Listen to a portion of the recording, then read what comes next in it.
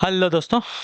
Good afternoon, नमस्कार। आप सभी का एक बार जो है फिर से बहुत बहुत स्वागत है आप सभी के अपने यूट्यूब चैनल परीक्षा की शिक्षा में। उम्मीद करता हूँ, आशा करता हूँ आप सभी जो स्वस्थ हैं, कुशल मंगल है, अपनी तैयारी जो है अच्छे और बढ़िया तरीके से कर रहे हैं। तो जो भी क्लास में फर्स्ट टाइम आए हैं, पहली बार आए हैं, नए हैं, उन सभी को बता दें हमारे चैनल पे आपकी रिपीटेबल ऐसी पीटी एग्जाम 2025 की जब की तैयारी साथ रेगुलर बेसिस पर जो है कंप्लीट करवा जाए। तो जिसे भी तैयारी पूरी करनी है, कंप्लीट करनी है, चैनल को सब्सक्राइब करके आप लोग हमारे साथ जुड़ जाइएगा। क्लास का समय देखिए, जीके जीएस की जो क्लास है सुबह 10 बजे डेली बेसिस पे देखने को होती है। रीजनिंग और मैथ्स की क्लास जो है दोपहर को 3 बजे, हिंदी जनरल मैथ्स की क्लास आपको जो है शाम को 7 बजे देखने को मिलता है। आप सभी को इसी टाइम पर क्लास से जुड़ कर अपनी तैयारी को पूरा कंप्लीट करना है। नीचे डिस्क्रिप्शन आप सभी को इंस्टाग्राम टेलीग्राम का लिंक मिलेगा, तो आप हमें इंस्टाग्राम पे फॉलो करेंगे, टेलीग्राम चैनल को ज्वाइन करेंगे। टेलीग्राम चैनल पर डेली बेसिस पे क्लास का अपडेट, आपको एग्जाम का अपडेट जो है देखने को मिल जाएगा। तो आप लोग जो टेलीग्राम चैनल को ज्वाइन कर लेंगे, ठीक है। चलें क्लास स्टार्ट करेंगे बिना किसी तरीके। एक एक क्वेश्चन आपके एग्जाम के लिए बहुत इंपॉर्टेंट, ध्यान से एक एक क्वेश्चन को देखिएगा, समझिएगा और उत्तर देने की कोशिश करते हुए आगे बढ़िएगा, ठीक है। पेन और कॉपी लेके बैठेंगे। हमारे साथ साथ आप लोग क्या करेंगे, क्लास का नोट्स बनाते हुए चलेंगे। नोट्स बनाने से आप सभी के लिए फायदे की चीज़ है कि आप सभी भी रिवीजन करेंगे तो आपका जो रिवीजन है बहुत जल्दी ही हो जाएगा। तो इसलिए बोला जाता है कि आप लोग नोट्स बनाइए और इस वाली क्लास में जो हमारे साथ साथ सॉल्व करने की कोशिश कीजिए, ठीक है। निर्देश देगा प्रश्न संख्या 59 से 63 तक के लिए। क्या दिया गया है, निम्न डंडा रेखा का सावधानी पूर्वक अध्ययन कीजिए एवं दिए गए प्रश्नों के उत्तर दीजिए, ठीक है। चलिए, क्या दिया गया है, दिए गए 5 वर्षों के दौरान दो विषयों ए एवं बी के लिए जो है एक विश्वविद्यालय द्वारा मास्टर प्रोग्राम के लिए प्राप्त आवेदन पत्रों की संख्या दी गई है, ठीक है। 2004, 2005, 2006, 2007, 2008 प्राप्त आवेदन के पत्रों की संख्या इधर दी गई है, ठीक है। तो एक दो क्या दिए गए हैं, दो विषय हैं ए एवं बी, ठीक है। तो ए है, ब्लैक वाला ए है, व्हाइट वाला जो आपका बी है, ठीक है। क्लियर सभी को।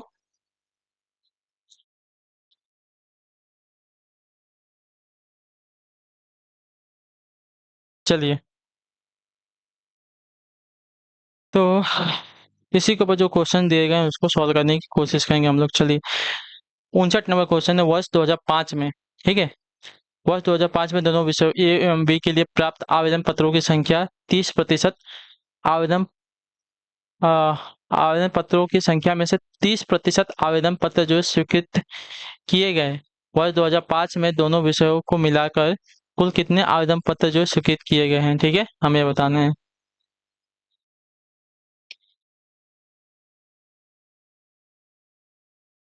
चलिए, वर्ष 2005 में दोनों विषय ए एवं बी के लिए प्राप्त पत्रों की संख्या में से 30% आवेदन पत्र जो स्वीकृत किए गए हैं। वर्ष 2005 में दोनों विषयों को मिलाकर कुल कितने आवेदन पत्र जो स्वीकृत किए गए हैं, ठीक है। चलिए, वर्ष 2005 में ए और बी, ठीक है। ए 130 है, बी आपका 280 है। क्लियर सभी को इसके बारे में। अब इसका हमें 30% निकालना है, ठीक है। इसका हमें जो है 30% निकालना है। तो चलिए, इसका 30% निकाल के देखते हैं कितना आता है।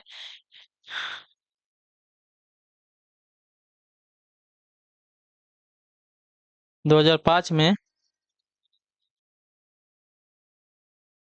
विषय ए तथा बी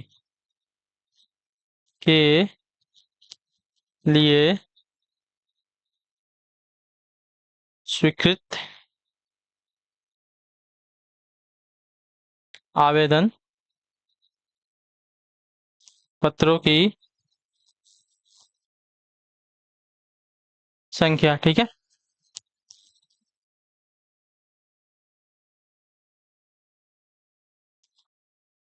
तो ये आपका 130 था और बी आपका 280 था, ठीक है। अब इसका हमें क्या करना है, 30% निकालना है। इसका हमें 30% निकालना है, ठीक है। चलिए, अब इन दोनों को जोड़ देंगे। जीरो आ 8 3 11, 2 1 3 1 4, 410। इसका 30% अपन 100, ठीक है। चलिए, तो इससे इसको काट देंगे, इसको इससे काट देंगे।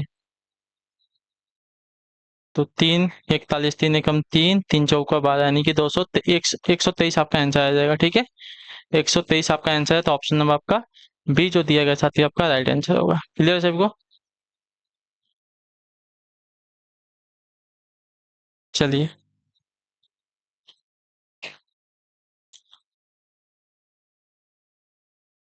अगला आपका है 60 नंबर क्वेश्चन।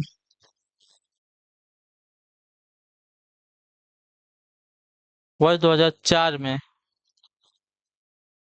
विषय ए के लिए प्राप्त 30% आवेदन पत्र एवं विषय बी के लिए प्राप्त 20% आवेदन पत्र अंतर्राष्ट्रीय विद्यार्थियों से प्राप्त हुए थे। ठीक है, तो वर्ष 2004 में दोनों विषयों को मिलाकर कुल कितने अंतर्राष्ट्रीय आवेदन प्राप्त हुए थे, ठीक है, हमें बताना है।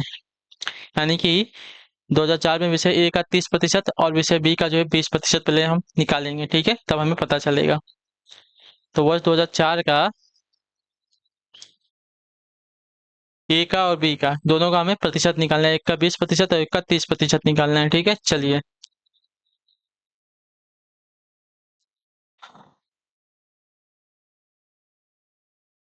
वर्ष 2004 में, ठीक है, विषय ए एवं बी के लिए प्राप्त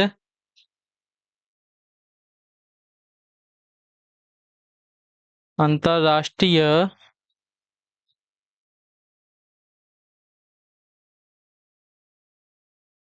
आवेदन पत्रों की संख्या, ठीक है, चलिए। तो ए का 210 है और बी का 140 है, ठीक है।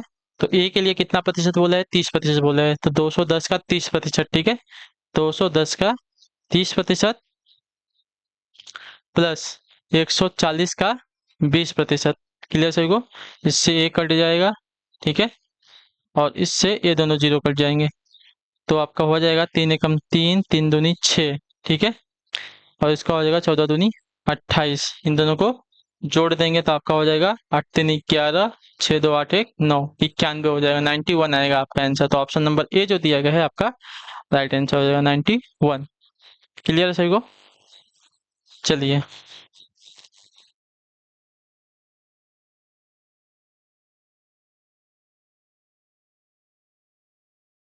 अगले क्वेश्चन की तरफ बढ़ेंगे। आपका है 61 नंबर क्वेश्चन, ध्यान से देखिएगा, उत्तर दीजिएगा, राइट आंसर क्या होगा, ठीक है। यदि वर्ष 2008 एवं 2009 में दोनों विषयों ए एवं बी को मिलाकर प्राप्त आवेदन पत्रों की संख्या का अनुपात आपका 3:4 था, तो वर्ष 2009 में दोनों विषयों के लिए प्राप्त आवेदन पत्रों की संख्या क्या थी, ठीक है।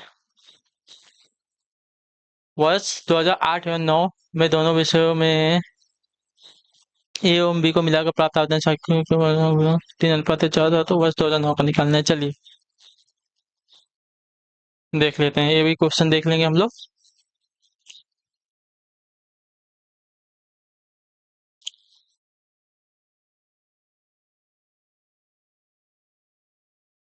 पहले 2008 का निकालेंगे, अलग अलग निकालेंगे तो हमें समझ में आएगा, ठीक है, एक साथ निकालेंगे तो समझ में नहीं आने वाला है, तो अलग अलग निकालते हैं।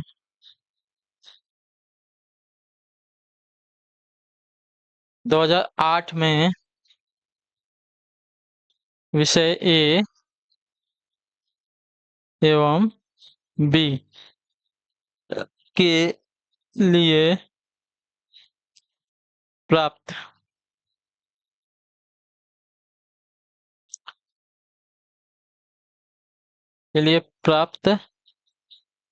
आवेदन पत्रों की संख्या, ठीक है, ए और बी 2008 का देखना है। 2008 का ए और बी एक 230 190, ठीक है, 230 190, 230 और 190 को जोड़ेंगे, ठीक है, 230 प्लस 190, 0 9 3 12, 3 1 4, 420 हो जाएगा, ठीक है।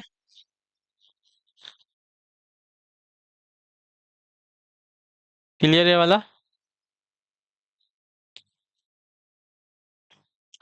अब क्या दिया गया है, अब 2009 का निकालना है, ठीक है। 2009 में विषय ए एवं बी के लिए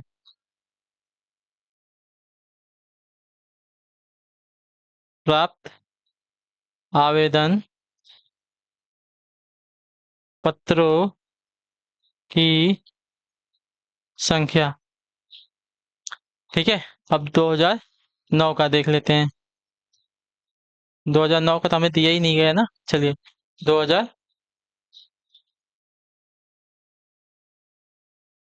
ठीक है, दिया नहीं गया है।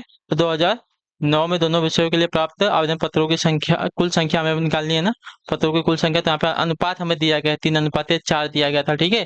तो 3:4 गुणे, हमें पता है कि 2008 में कितने थे, 2008 में आपके 420 छात्र थे, ठीक है। अब इसको अगर सॉल्व करते हैं हम, तो ये कितना हो जाएगा, अगर इसको इससे काटेंगे तो कटेगा क्या, पहले देख लेते हैं। 3 एकम 3, ठीक है, 3 चौका 12, 3 शून्य शून्य, यानी कि हाँ इससे कट जाएगा, 140 हो जाएगा, ठीक है। अब 140 को इसमें गुणा करेंगे तो 4 शून्य शून्य, और 4 चौका 16, 4 चौका 16, और 4 एकम 4 एक 5, यानी कि 560 आपका आंसर आ जाएगा, ठीक है। तो 560 जो है 2009 में जो कुल छात्रों का संख्या हो जाएगी, ठीक है। तो ऑप्शन नंबर आपका बी वाला राइट आंसर हो जाएगा। क्लियर सभी को?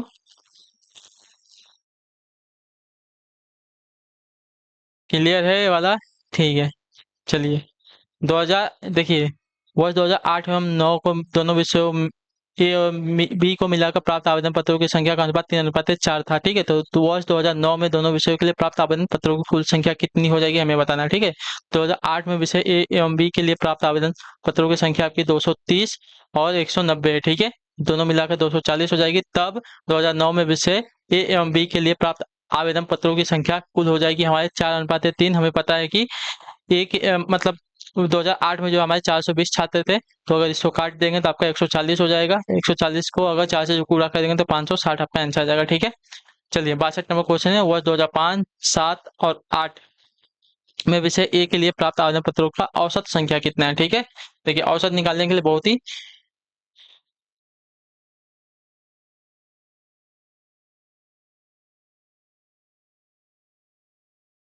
औसत निकालना है, ठीक है। 2005, 7 और 8 के लिए, 5, 7, 8 और ए के लिए, ठीक है। 2005, 7, 8 का अभी ए के लिए निकालना है। 130 है, 210 है, 230 है, 130, 230, 210, ठीक है। 130, 210 और 230 है, ठीक है। कितनी संख्या है, 3 संख्या है, ठीक है। अब इन सबको जोड़ लेंगे तो 0 और 3 1 4, 3 7 हो जाएगा, 2 2 4 1 5 हो जाएगा, 570 बते में 3। अब इसको इससे अगर काटेंगे तो कितना आ जाएगा, 3 एकम 3, 3 9 27, 3 शून्य शून्य, 190 आ जाएगा, ठीक है। तो 190 आपका आंसर आ जाएगा। क्लियर सभी को इसके बारे में?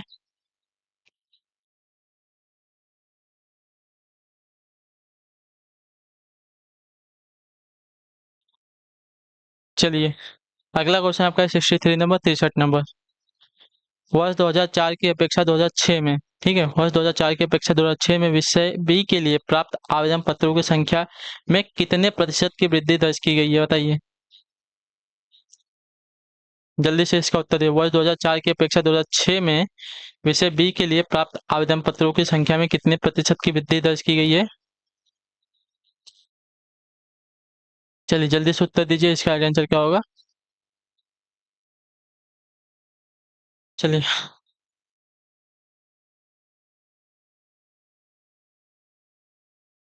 पहले तो हमें विषय बी में देखना है कि 2004 और 2006 में कितने पाए हैं, ठीक है।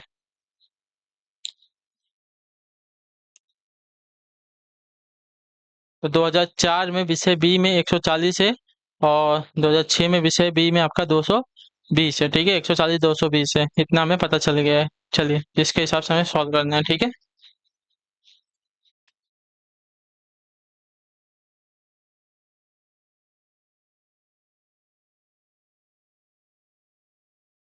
विषय बी बी के लिए प्राप्त आवेदन पत्रों की संख्या वर्ष 2004 में हमारा है 120 140, और 2006 में हमारा है 220, ठीक है। तो प्रतिशत वृद्धि हमें निकालनी है, ठीक है।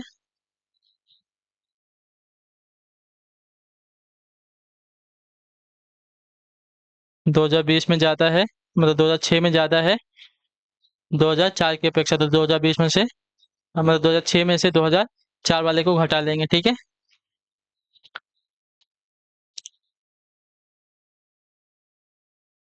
चलिए,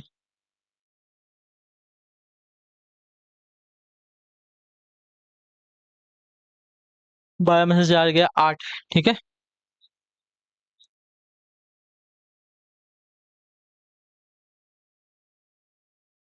80 बचेगा। 220 में से 140 को घटा लेंगे तो हमारा 80 बचेगा, ठीक है। बटे में 140 गुणे आपका कितना है, 100 है, ठीक है। तो क्या करेंगे, काट तो सकते ही हैं, 20 500, 20 7 140, ठीक है। तो अगर इसमें इसका गुणा कर देंगे कितना हो जाएगा, आ, आठ, 5 बटे 40, 400 बटे में 7, ठीक है। 400 बटे में 7 हो गया। तो 400 बटे में 7 को हम क्या कर सकते हैं, 57 सही 1/7 कर सकते हैं, ठीक है। 57 × 7 करेंगे, आपका हो जाएगा 99, 399, 399 में एक जोड़ देंगे, आपका हो जाएगा 400, ठीक है।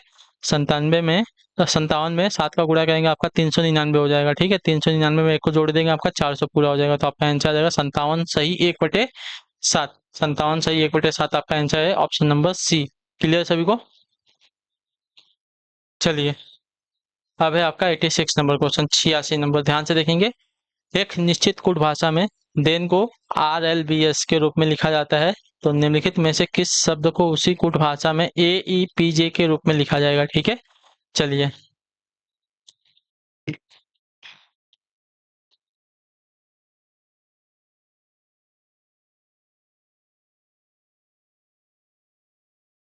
आह, देन है पहले, THEN,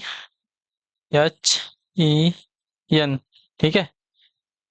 टी से आर हुआ है, ठीक है, यानी कि,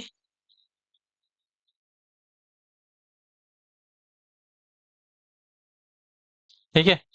टी 20 पे आता है, आर हमारा 18 पे आता है, यानी कि -2 हो रहा है। एच से आपका यल हो रहा है, ठीक है। तो एच हमारा 8 पे आता है, यल हमारा 12 पे आता है, यानी कि 4 प्लस हो रहा है। ई से बी हो रहा है, ई हमारा 5 पे आता है, बी हमारा 2 पे आता है, यानी कि -3 हो रहा है यहाँ पे, ठीक है। और यन से आपका 5 हो रहा है, यन से आपका यस हो रहा है, ठीक है। तो यन हमारा 14 पे, यस हमारा 19 पे, यानी कि 19 यानी कि 14 5 आपका 19 हो जाएगा। क्लियर सभी को। चलिए, AEPJ, ठीक है। ए में -2 करेंगे पहले तो जेड और एक्स आ जाएगा, एक्स वाई जेड होगा ना, यानी कि वाई आएगा यहाँ पे, -2 हमारा वाई आ जाएगा। क्लियर सभी को। नहीं, क्या बोला है, निम्नलिखित में से किस शब्द को उसी कूट भाषा में AEPJ के रूप में लिखा जाएगा, ठीक है। अच्छा, इसका उल्टा होगा, यानी कि हमें यहाँ पे प्लस करना पड़ेगा, ठीक है। यहाँ पे माइनस हुआ था तो यहाँ पे हमें प्लस करना है। तो ए में अगर 2 प्लस करेंगे हमारा सी आ जाएगा, ठीक है। यहाँ पे माइनस, यहाँ पे प्लस था तो यहाँ पे माइनस करेंगे, ठीक है। तो यहाँ पे अगर माइनस करते हैं तो हमारा ए आएगा, ठीक है। तो सी ए से हमारा ऑप्शन नंबर डी वाला स्टार्ट है, बाकी कोई भी सी ए से स्टार्ट नहीं है तो हमारा रॉन्ग हो जाएगा, ठीक है। यहाँ पे प्लस किए थे, यहाँ पे माइनस किए थे, यहाँ पे प्लस करेंगे, ठीक है। तो पी में 3 प्लस करेंगे, ठीक है। पी में 3 प्लस करेंगे तो हमारा आ जाएगा यस, पी हमारा 16 पे आता है ना, +3 करेंगे तो हमारा 19 पे जाएगा, ठीक है। अब यहाँ पे -5 करना है, तो यहाँ पे अगर -5 करते हैं तो जे हमारा कितने पे आता है साथियों, 10 पे आता है, ठीक है। तो 10 में से अगर 5 माइनस करेंगे तो हमारा ई आएगा। क्लियर सभी को। तो KASE हमारा आंसर आ जाएगा। चलिए, 87 है, निम्नलिखित नाम समूहों में से असंगत शब्द की पहचान कीजिए, ठीक है। अमरूद दिया गया है, तरबूज दिया गया है, सलाद पत्ता दिया गया है, सेब दिया गया है, कीवी दिया गया, आम नाशपाती अनार दिया गया है, ठीक है। चलिए, इसमें से असंगत हमें बताना है, असंगत क्या होगा। चलिए, बताइए असंगत क्या हो जाएगा। तो असंगत की अगर बात करेंगे तो यहाँ पे जो दिया गया है सलाद पत्ता आपका असंगत हो जाएगा। क्लियर से इसके बारे में, सलाद पत्ता को छोड़कर बाकी सभी जो है फलों से संबंधित है, सलाद पत्ता जो है आपका सब्जी से संबंधित हो जाएगा, अलग हो जाएगा। क्लियर सभी को इसके बारे में, हाँ या ना। क्लियर है ना। चलिए, क्लियर होना भी चाहिए, कोई डाउट नहीं रहना चाहिए आप सभी को। चलिए, अगला आपका 88 नंबर क्वेश्चन। ए प्लस बी का अर्थ है कि ए बी की बेटी है, ठीक है। प्लस का अर्थ है बेटी से, माइनस का अर्थ है कि बी की पत्नी से, ठीक है। बेटी पत्नी, इसी प्रकार हमें देखना है। गुणे का अर्थ आपका पति से दिया गया है, भाग का अर्थ हमारा पिता से दिया गया है, ठीक है। तो हमारा जो ये दिया गया है इसको सॉल्व करते हैं, ठीक है। चलिए,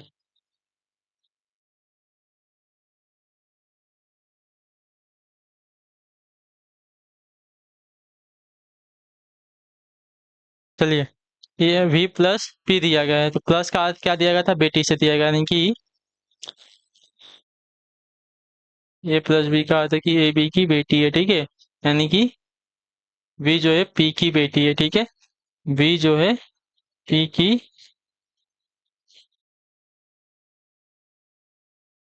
पुत्री है। क्लियर सभी को?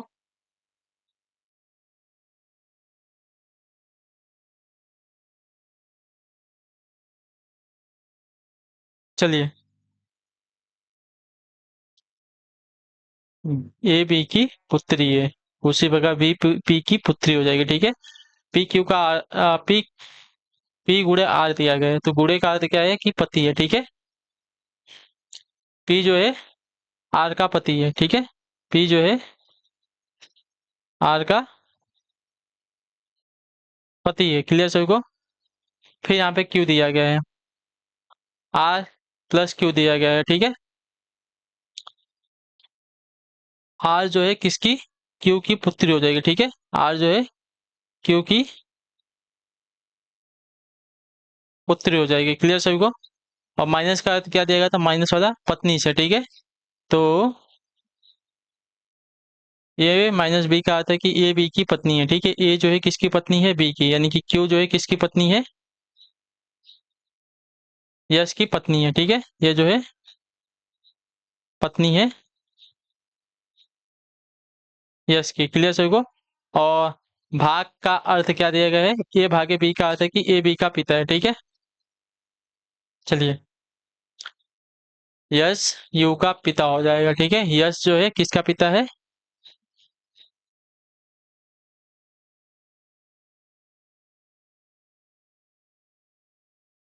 यू का पिता हो जाएगा, ठीक है।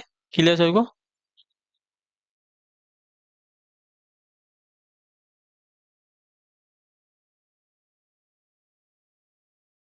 पिता हो जाएगा, ठीक है। गुणे ती दिया गया है, तो गुणे का अर्थ क्या है, पति से, ठीक है। ए बी का पति है, ठीक है। यानी कि यू जो है किसका, टी का पति है, ठीक है। यू जो है टी का पति है। चलिए, तो इनमें से कौन सा कथन आपका सही है हमें ये बताना है, ठीक है।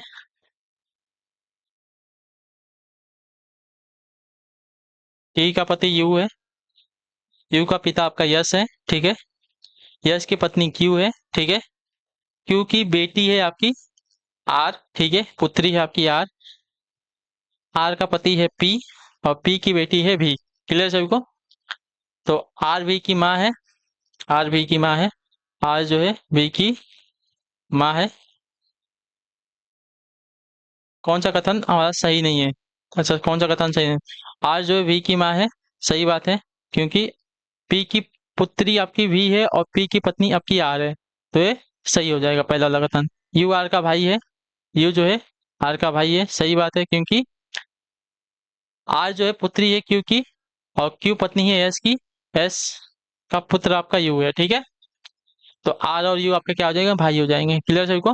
अच्छा, आर जो है यू जो है आर का भाई हो जाएगा। क्लियर सभी को? यश जो है वी का दादा है, यश जो है वी का दादा। देखिए, वी पुत्री है आर की, ठीक है। तो दादा तो नहीं, नाना होगा ये, ठीक है। नाना होगा तो ये वाला कथन आपका गलत हो जाएगा, ठीक है। क्यू आर की माँ है, तो क्यू जो है आर की माँ है, ये वाला भी कथन सही है, ठीक है। ये वाला गलत हो जाएगा। यश वी का नाना है, दादा नहीं है, तो ये वाला आपका कथन रॉन्ग है। क्लियर सभी को? चलिए, 89 है, दिए गए प्रश्न को पढ़े और निर्णय लेके निम्नलिखित में से कौन सा तर्क प्रभावशाली है। कथन दिया गया है, क्या राष्ट्रीयकृत बैंकों के अधिकारियों को 1 या 2 साल बाद स्थानांतरित किया जाना चाहिए। तर्क दिया गया है,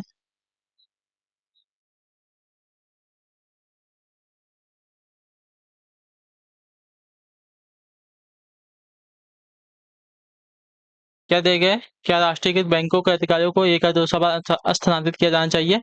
हाँ, वे स्थानीय लोगों के साथ घुल मिल जाते हैं और उनसे चालाकी से काम निकाला जा सकता है।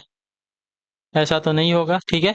नहीं, जब तक उनकी नीतियां और योजनाएं अ, आकार लेने लगती हैं, उन्हें छोड़ना पड़ता है। नहीं, जब तक उनकी नीतियां और योजनाएं आकार लेने लगती हैं, उन्हें छोड़ना पड़ता है। सही बात है।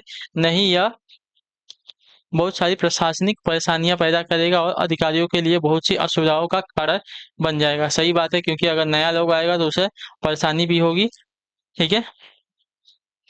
और उनकी जो नीतियाँ योजनाएं आकार लेती हैं, वो भी आपका छोड़ना पड़ेगा उनको, ठीक है?